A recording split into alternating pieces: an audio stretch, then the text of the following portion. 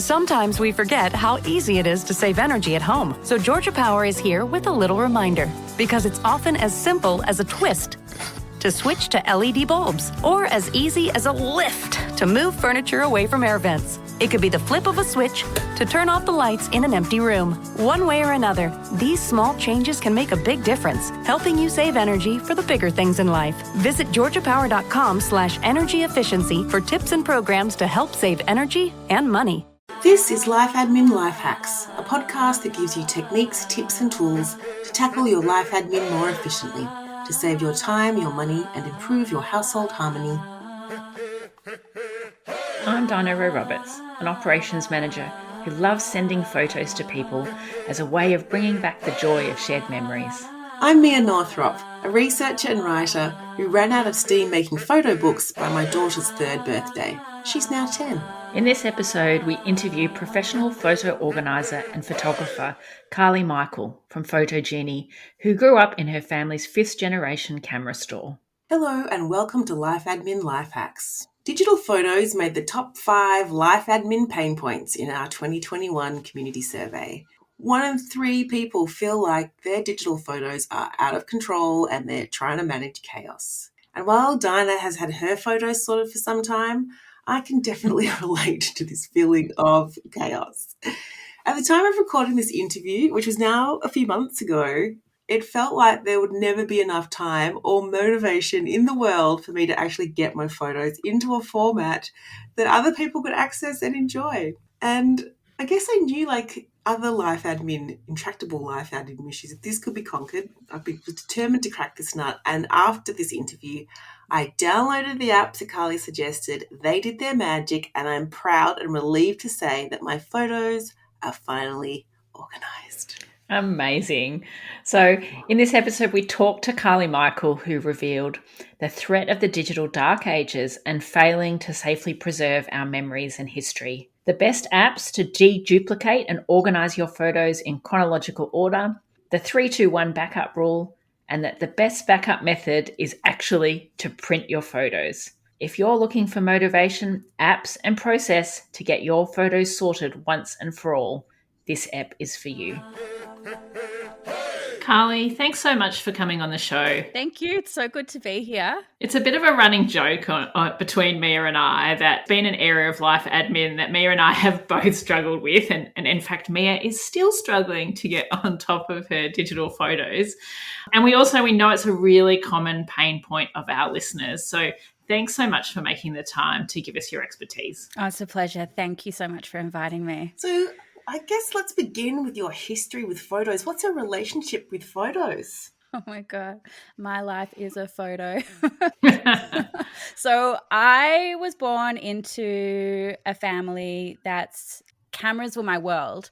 My surname's Michael. If you're from Melbourne, you might know Michael's Camera, Video and Digital.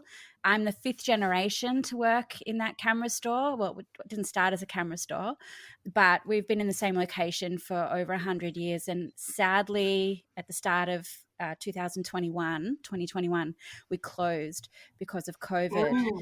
But I grew up in a camera store, so my whole life was photographed.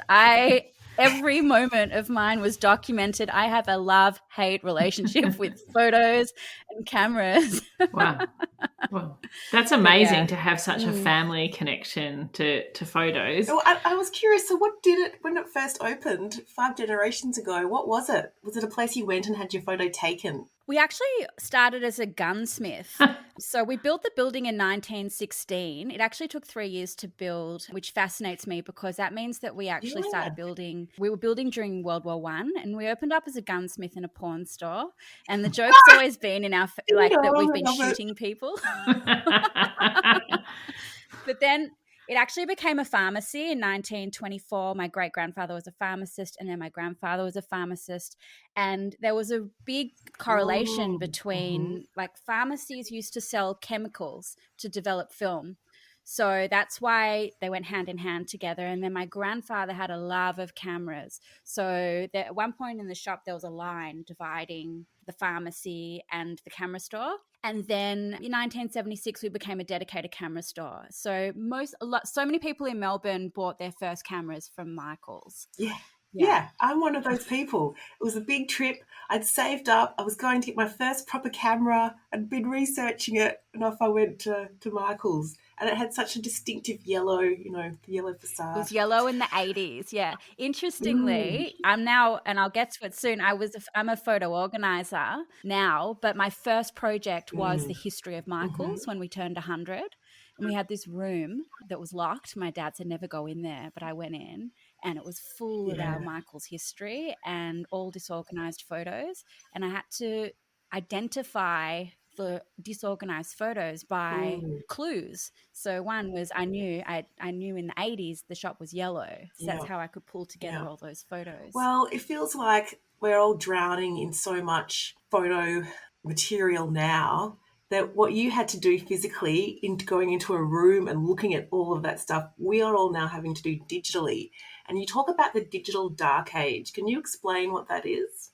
I worked in and out of the shop my whole life, probably starting when I was 16. I worked in the lab processing film and photos. But basically, from when I was 21, I started working full time. I sold cameras, I worked in insurance, I worked in admin. And then after I finished studying photography at university, I went back to the shop and I started working customer service in our imaging department, which is where we Mm, speak to the customers to take in their orders about film processing and printing and scanning. Then I became the lab manager. Then I managed the whole department. Also managed the yeah. education department. So I was teaching photography in Lightroom. And yeah, I was really lucky that every year I used to go to Mm, conferences in the US. I used to go to, it was for independent photo lab managers, a conference for us, like really niche, but amazing. We used to geek out about our scanners and our yeah. printers and film. And I became known, this was like during 2015, 16, 17, and film was having a resurgence. Yeah. So I used to be invited to speak about the resurgence of film.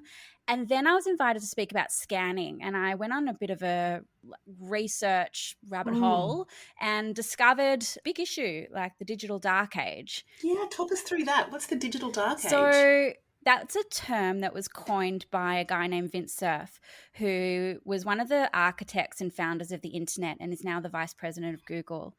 And well, it's basically a description of the time we're in now, where we're the most photographed generation Mm, by far, but we're likely to be forgotten because of this digital dark age.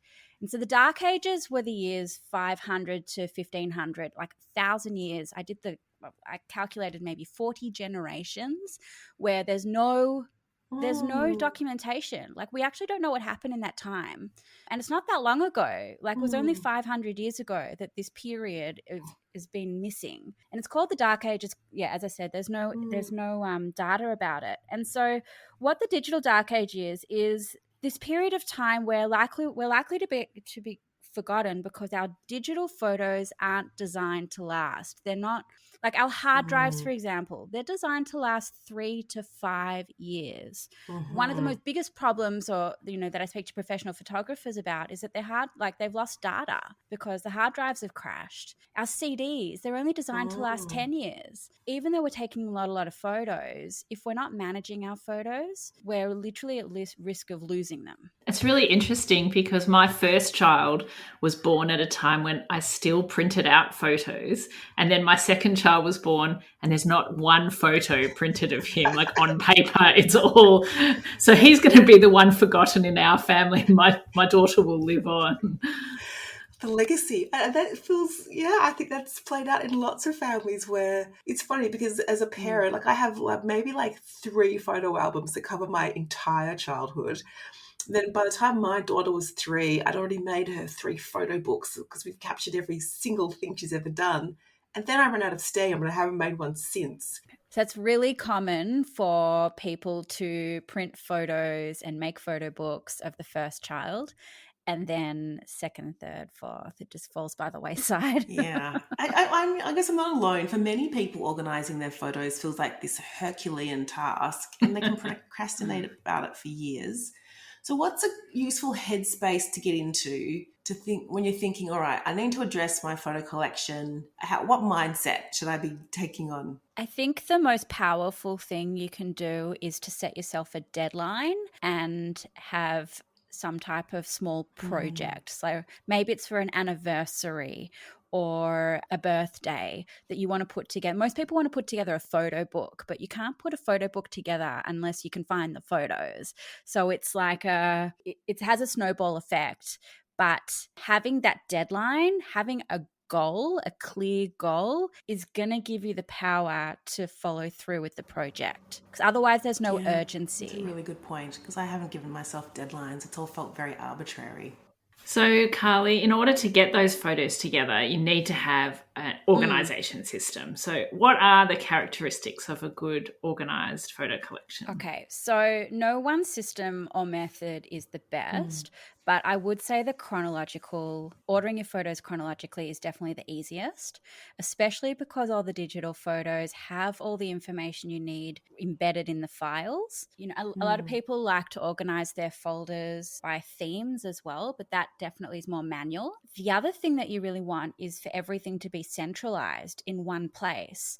So that way you can find them all. You also want them to be accessible. So the idea is you want to be able, I want to find that photo. You want to be able to find it on your phone. You don't want to necessarily wait till you have it on your computer next to you. The other really, really important thing is that everything is backed up. So we have in the photo organizers world, we speak about the 3-2-1 backup method. And what that means is having 3 copies of your photos stored in 2 locations, and one of those locations being offsite. So that could be, for example, 1 copy on your computer and 2 copies on 2 different cloud services. Maybe it's 1 copy on an external hard drive, another copy on another external hard drive, and 1 copy in the cloud. Could be a print of everything, and a copy in the cloud and a copy on the computer. Maybe one of those external hard drives is at the office if you don't like using the cloud. But it is really important to have 3 copies. And it goes back to what I was saying before, is that the hard drive media is not designed to last.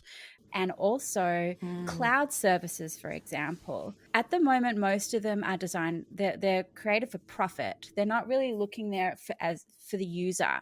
It's actually a really important point to bring up. A lot of people missed this last year, but December 2020, Google sent out quite a number of emails telling us about their change in policy. And basically what happened, like the cloud seems all magical, everything's going to be safe in the cloud, but the cloud really is a series of hard drives in a hard drive farm somewhere where you can't see them. So the hard drives are replaced continuously, and they're air conditioned to keep the temperature down, like the rooms. And basically Google has said, enough, we can't store all your stuff there anymore. Like we're running out of capacity. So Google actually changed their policy. It was effective June 1, 2021. And they're now saying on their free accounts, if you are inactive for 2 years in Gmail, Google Drive, or Google Photos, they're reserving the right to delete your photos.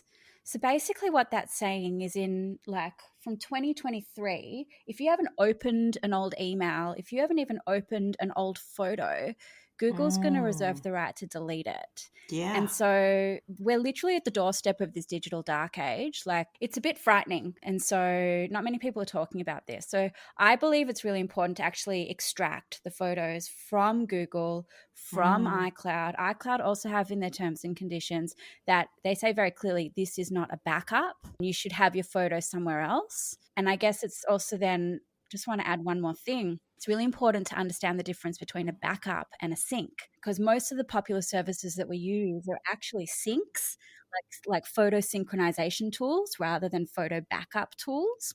And what that means, backup is a one-way street. So when you back something up, it stays there. Even if you delete it from one device, you'll still have a copy in the place where you backed it up. But a sync is a two-way street. So if you delete photos from one device, let's say your phone in iCloud, it'll also delete from your iPad. The iCloud and Google, they're syncs, not backups. And so you see the photos simultaneously between all your libraries. So ultimately, even though you might see your photo on your iPad, on your phone, and you log into iCloud and see it on your computer, So you see it in 3 locations, it's actually considered one. So that's totally okay to use a sync system, but as long as you have additional backups in place. Oh, some really big things to think about in terms of the security of our photos. So, but before we move on, though, that makes me think about, like, what came up for me then was like Y2K, that kind of rush, the whole world be like, oh my God, June 2023 is approaching. Rush everybody to your various Google accounts and either activate them, enable them, or get the stuff out of there. Oh man. Yeah, it's like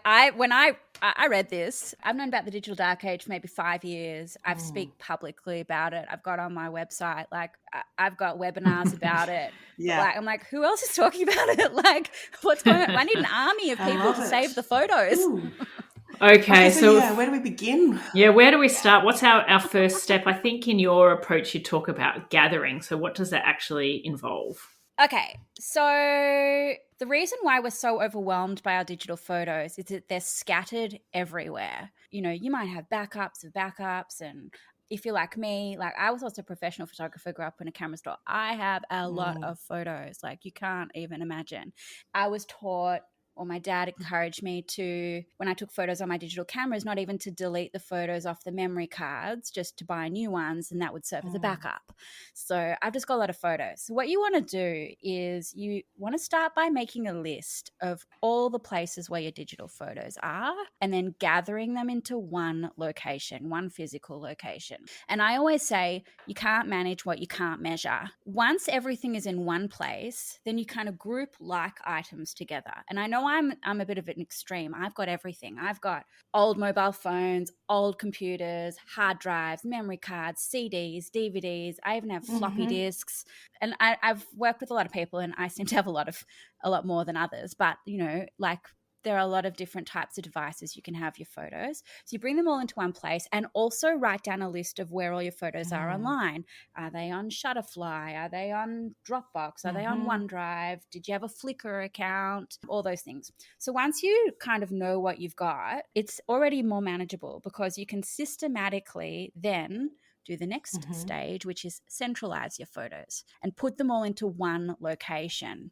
I like to call it the digital photo hub. So basically what I would recommend doing is taking a hard drive, a high capacity one. The dime a dozen nowadays. You know, 2 terabytes are usually enough, but maybe 5 terabytes. And you systematically copy all the photos from one location onto the one hard drive. I use like a sticker. Once I've taken the photos, like cleared the USB, I put like an orange dot on it, and that's my indication this one is done. And that's first thing you're doing is already creating a backup, because you're making a second copy, but we're centralizing it onto one hard drive. And even if it's a disorganized mess, simply having the photos in one place will instantly help you feel less overwhelmed, because now you have one hard drive that's a mess. That's where I'm at. This is the step where I've got to. I've got everything at least onto the hard drive. And then I was like, okay, let's just take a moment. Perfect. No, that's great. The next thing you want to do, and this is a really important step, is to back it up, right? And there's a few ways to do that. The photo organizers, I'm part of an association. So there's like a group of maybe 600 of us around the world, mainly centered in America, very active. We're all sharing information. You think it's hard as an everyday person to manage your photos. As a professional, it's really hard as well. There's so many nuances and technical things that go wrong. Like, it's mind-blowing. So we're very active and supportive. But very popular in the photo organizing world is a backup service called Backblaze. And I highly recommend getting onto Backblaze. It's unlimited storage, and it's happening all the time. So I have my computer set up on Backblaze. So I always know that my photos are going to the cloud, and not my photos, everything I have is going always to the cloud. And then I also have a time machine going on my Mac, so that my computer's always, if something was to happen, and my computer did die recently, maybe 2 months ago, and I was just able to recover everything. I actually got it from Backblaze and just could keep going. But you want to back up your photos, and then you want to get rid of the duplicates. Okay. That's such a big problem, the duplicates. This is the thing. Now, when you talked about the first step, gathering them all together and feeling less overwhelmed, that's when I actually felt the most overwhelmed, because I'm like, oh my God, I have like 32,000 photos. How am I ever going to get to the bottom of it? And finding the duplicates, I guess, was one thing that relieved some of that stress, because then I realized I actually don't have 32,000 photos. I have many copies of the same photo. Do you mind me asking, how did you find the duplicates? Like, what do people do? I'm curious. I have an answer. So I think it's an app called Photo Sweeper. Is that what it's called? Yeah. And that helped get rid of quite a lot quite quickly. So that was a big win for me. That's exactly what I'm going to recommend. If you're a Mac user, Photo Sweeper is the way to go. Basically, it's amazing. It scans your photos. I'm adding this to my to-do list as we speak. Photo Sweeper download. Photo Sweeper for Mac and Duplicate Cleaner Pro for PC users. Basically what they do, they work in a similar way. They work how you tell it to work. So you do have to do a couple of different sweeps of your collection, but what you can tell it to do is scan all your photos and find the photos it thinks are duplicates. So for example, exact matches. So if you've made a backup, it'll find those photos and you can flag it, or the software flags it for deletion, and then you kind of go over it yourself and check that it's done the right job. But you can also find similar photos or burst photos. If you've taken 7 photos in a row, it can pick them out. Oh my God, that sounds like magic. It really is like magic. Magic. So you need to work the software.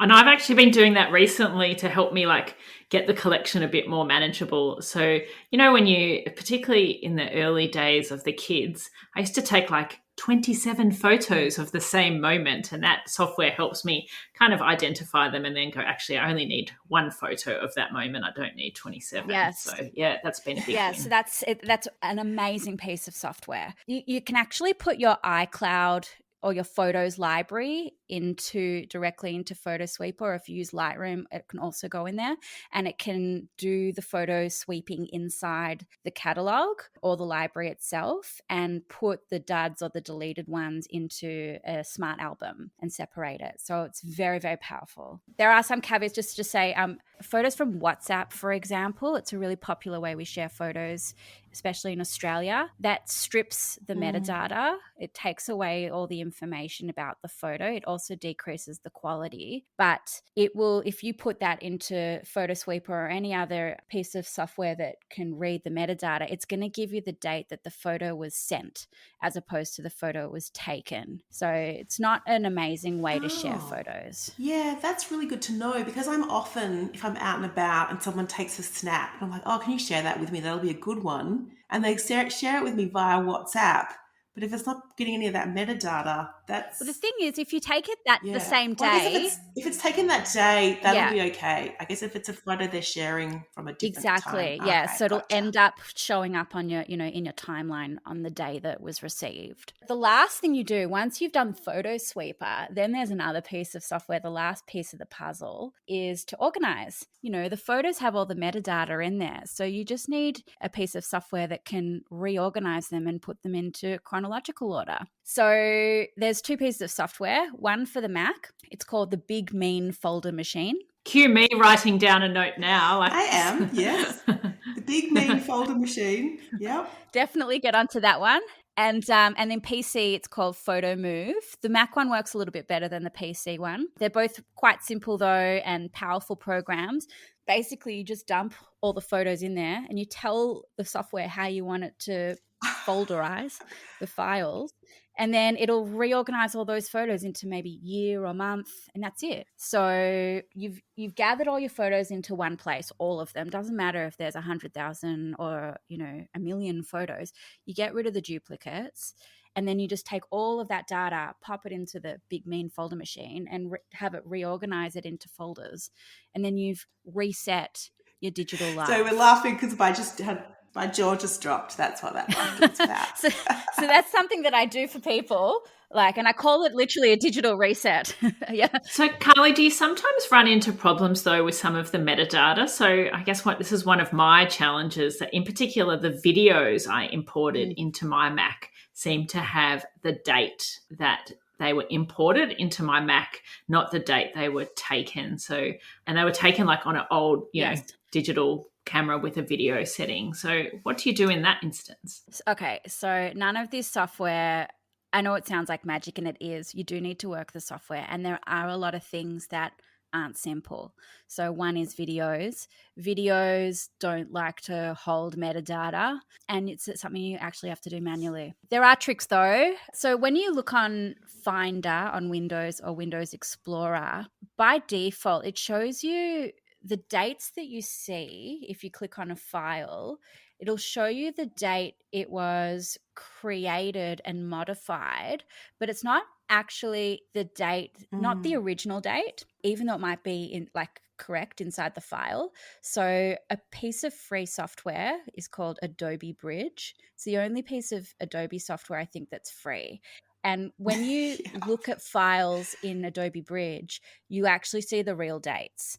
And so sometimes you might need to view it that way and reorganize recategorize and folderize your photos manually.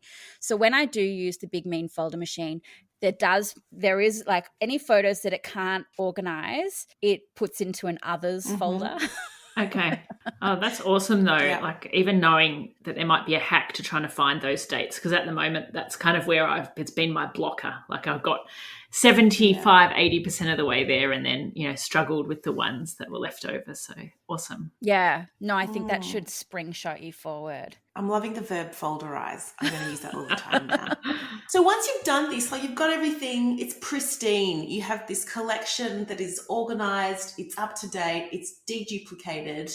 And then I guess it's like, what do I do now? I want to get them into photo books. I want to use them in some way. Yeah, and I guess what about maintaining it so that it doesn't lose the folderization? Okay, that is a really good question. I'm really glad you brought that up. So you know how I said earlier that iCloud and Google Photos, they're just kind of one place where your photos are, and they're also difficult to extract. So in that gather phase, getting your photos out of Google Photos and iCloud is not easy, and it's a real point of frustration for me. But one way to get them out is actually to connect your camera to Dropbox. And I don't have any affiliation with Dropbox. It's not actually, I find it sometimes a bit clunky, but out of all the pieces of software that work with photos, in Australia, Dropbox is the best in terms of if you get a Dropbox account and you connect your phone with the camera, you can do a camera uploads. If you're on iCloud, it will actually go into your iCloud account and copy all of your iCloud photos, full resolution, into your camera uploads folder as a backup. Because generally Dropbox is actually a sync. So if you delete something from somewhere, like on your computer, it'll delete from the cloud, but not the camera uploads part of Dropbox. So the photos from your phone will go into Dropbox. It'll also send all your old photos into Dropbox, and it renames the files to be the date it was taken. What I would do with my digital reset clients is we'd extract the photos from Google or iCloud or whatever it is and merge them with all the other photos, organize them. And then we'd say it's like September 2021 that we've done this exercise. I would go into my camera uploads folder and delete all the old photos because they've all been organized into my digital photo hub. I've backed them up into 3 locations. One of them is actually going to be in Dropbox in organized folders. And then any new photos that come in that I've taken from my phone, they're actually going to be in my camera upload section with new dates. And then I can monthly or quarterly or whatever it is, go into Dropbox and transfer them into my digital photo hub. And they'll be easy to identify because they're dated correctly. If you go to iCloud and extract your photos, in some of the ways, as I said, it's not easy to do, but some of the methods give you gibberish as names. So it's really, really handy. And I guess based on how prolific you are as a photographer, like doing it monthly to keep on top of it if you're taking a lot of photos, or maybe quarterly if you're not that active, and just somehow diarising that and remembering, like scheduling it in as something to do. Well, one of my dreams as part of like being a photo organizer and the impact I want to make is that, I think the problem is that we weren't taught any skills or, any practices to stay on top of our photos. Like it just kind of happened. So I'd really like every time that you pay your electricity bill, maybe that's quarterly or whatever it is, you do them at the same time. You take that time and you organize your photos. But also in preparation to that, I actually think it's really important to change photo behavior. Like I've actually started, we all scroll on Facebook and Instagram at night or whatever, social media platform we're on. I've recently started interrupting myself and then scrolling on my camera roll and deleting photos, deleting the duds and curating my photo collection. Just like I would just be on social media. So that's one of the photo behaviors. Great suggestions. Yeah, they're great suggestions. So you're either pairing it with an activity you're already doing on a regular basis and doing that curation, or you're like having a circuit breaker where you're like, no, I'm not going to zombie scroll on other people's photos. I'm going to use this time to get my own photos sorted. That's great. Yeah, I actually went through a stage too where I put like the screen time limit on my phone for Facebook, because that used to be like my default, like get up, eat breakfast, scroll through Facebook. And before you know it, you can easily spend 20 minutes doing that. So I changed my screen time settings to 5 minutes on Facebook. So once I got to 5 minutes screen time, said enough of Facebook. And then I was like, okay, I'm going to use the rest of this time to sort through photos. And I used to actually, just get rid of the clutter. So I think that's also another good habit to get into, because you can take screenshots and all sorts of stuff that really fill up your camera roll that you don't need to keep. Yeah, and you might want to do, when you're doing that, it might be as simple as, you might not want to delete things, but maybe you want to start using the favorites button and just clicking favorites. And then over time, you'll end up with a curated collection. But you've got to just start, just start today, like I'm just going to do it once, and then you do it again, and suddenly before you know it, it's happened. Like I've actually recently picked this up from one of my colleagues in America. When I'm taking a photo of a recipe, for example, I'm now not doing it with the camera on my phone. I'm doing it in my notes app. And so I'm starting to separate, like I would just want to keep photos in my photo roll of photos of things that are important to me. And then my recipes are in my notes. I've put a label recipes, and like I felt a bit silly doing it the first time, but now I've got 4, 5, 6 recipes, and all I have to do is search the label and there they are, and they're not cluttered in my camera roll. So that's been really handy and helpful to me. And you could make a folder for screenshots, for example, and put the screenshots away. Because what I've found is, I do this process for my clients where I'll do the whole everything I've just spoken about with the digital reset. I do that for my clients. The wow factor is when I present their photos back, just say it's grandparents, and I show them the photos all taken from one particular month, and it's just the photos of the grandkids, I've removed the screenshots, I've removed the photos from the supermarket of what to buy, I've removed the bills. The photos of the QR codes that all of those people And they're shocked. They're like, oh my God, it's just the kids. And it's a relief. But you can do that yourself, kind of every day, just putting them into folders or clearing the clutter. Here are my photos now. There's a QR code in there. There's a bill that I was uploading to cloud storage.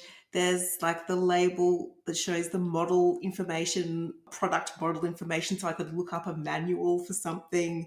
It's so many photos that I never want to, aren't useful, don't want to see again. Our relationship with photos has changed. Like it's funny. I don't just work with digital photos. I work with printed photos, and I help people organize all their printed photos. Now, because it doesn't cost anything to take photos like I did when we used film, we just take so many, and the value of an image has just decreased. We're so overwhelmed by just imagery. We use imagery now to communicate. So, what do you want me to buy from, is it this brand or is it this brand? You don't write the brand name, you take a photo. So our whole relationship with photos have changed, and it's diluting the importance of the individual photo. So I really believe in changing behavior. I actually believe in adopting the same mindset as we did when we worked with film, where each photo cost you money. Each photo was precious. And back in the day, it was really expensive. So you stopped and you thought about it, or you waited for the right moment and you took one photo. And that one photo is often like beautiful, has symbolism, has meaning. It's just everything that you need. And so I really, once I've gone through this whole process of organizing photos with other people, we just stop and they automatically say to me, I've started taking less photos because why do I need so many photos, and going back to those film days. It does. It makes you cherish them more. So one of the things I've started doing is, because I've got my photos on my phone, is every day I share a photo with someone. It's like a little habit I have now in the morning of, you know how it has the recommended for you in the Photos app, and there's always a photo of someone else, either with my daughter or with a friend. It gives me so much joy, and people just love it, like little moments. And it's much better to share a good photo than a terrible photo, if that makes sense. So having curated them makes a big difference. Yes, and that's why we take photos. It connects us with people. It brings us joy. Yeah. So Carly, you mentioned before that you help people scan hard copy photos so they can digitize them.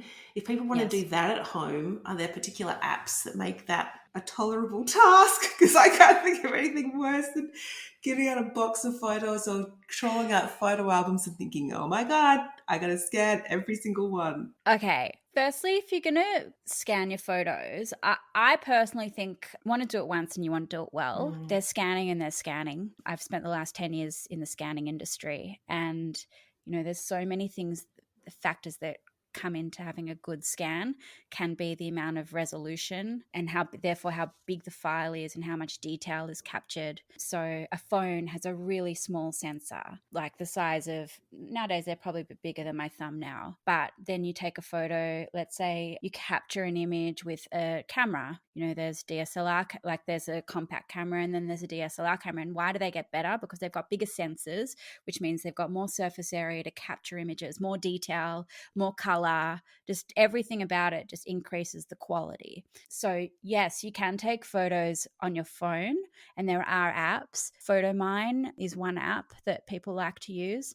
It's just got limitations because you're using the built-in camera to take photos. So out of all the different options of digitizing photos, it is the lowest quality to take photos of your phone, and strange formats of film, for example, won't necessarily capture those well. But then you can also buy like little machines that can scan negatives and slides. And again, I'm going to say with scanners, you get what you pay for. So if you buy something cheap, you're not going to necessarily get the best quality.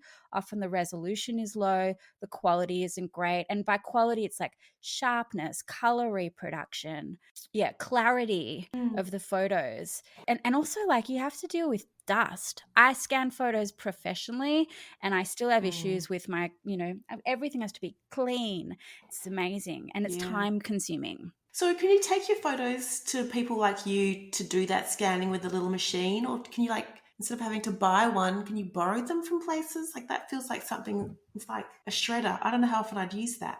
I think the only one I'd recommend buying yourself is one of the high-speed photo scanners, which is it's like a document scanner.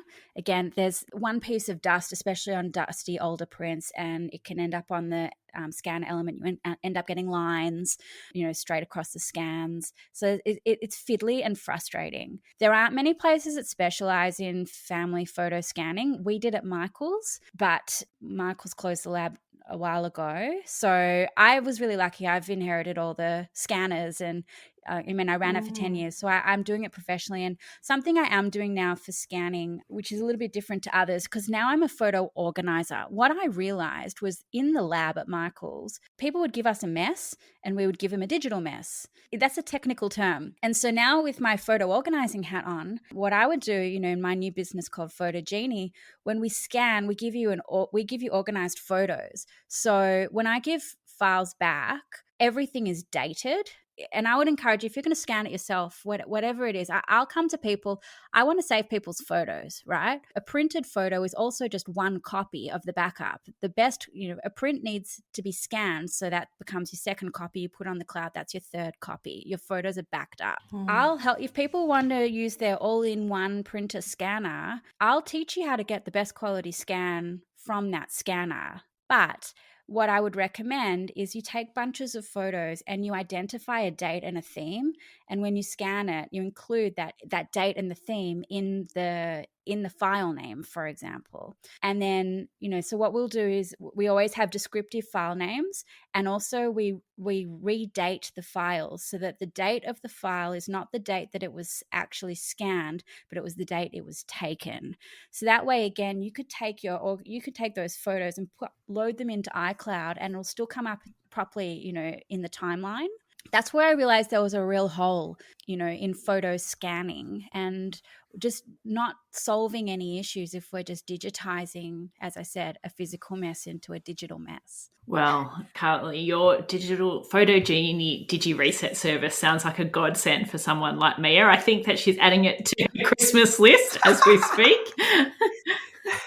Well, I feel like you've given me some really good tips. Like the tools you suggested, I haven't actually heard of before. So I'm filled with confidence. I've got down here on my little 10-minute time killers. Actually, this feels like more of an hour of power. But I'm going to get Photo Sweeper to get rid of the duplicates. And then I'm going to use another hour of power and get the big mean folder machine going. That's pretty fun. And I'll start there. I'll see how we go. I feel confident now. Can I offer 2 more small tips that I just think are really important to get out there? Yeah, I'd love to. Sure. In 2017, I think it was, Apple started using, instead of JPEG files, they use these HEIC files, which are high efficiency image containers. Yeah. Yes, they're annoying.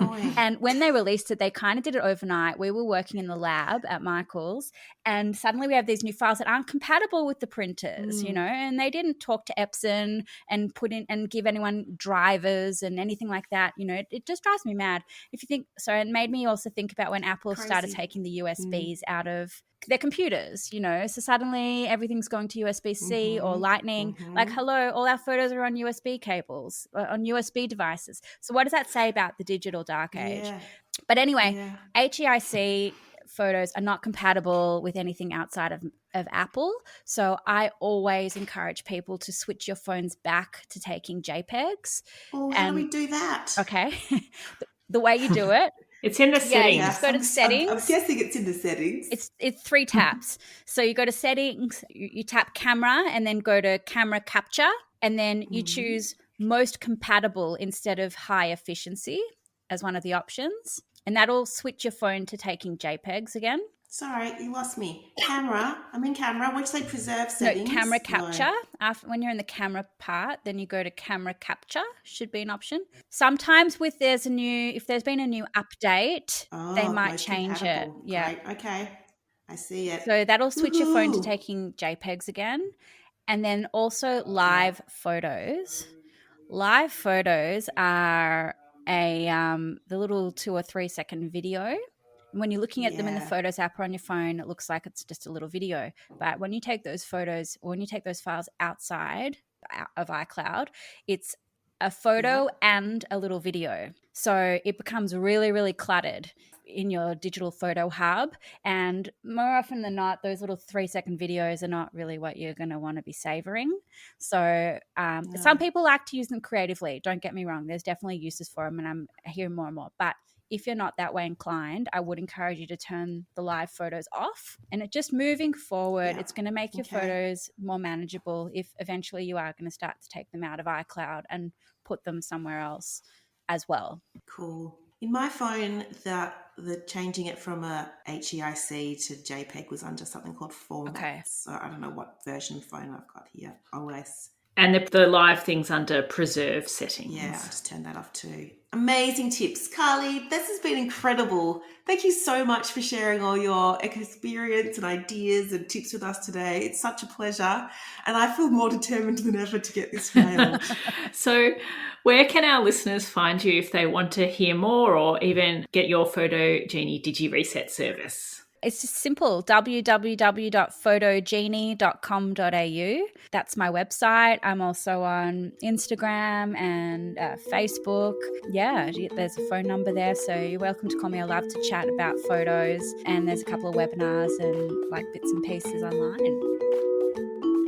Thanks for listening. Show notes for this episode are available at lifeadminlifehacks.com.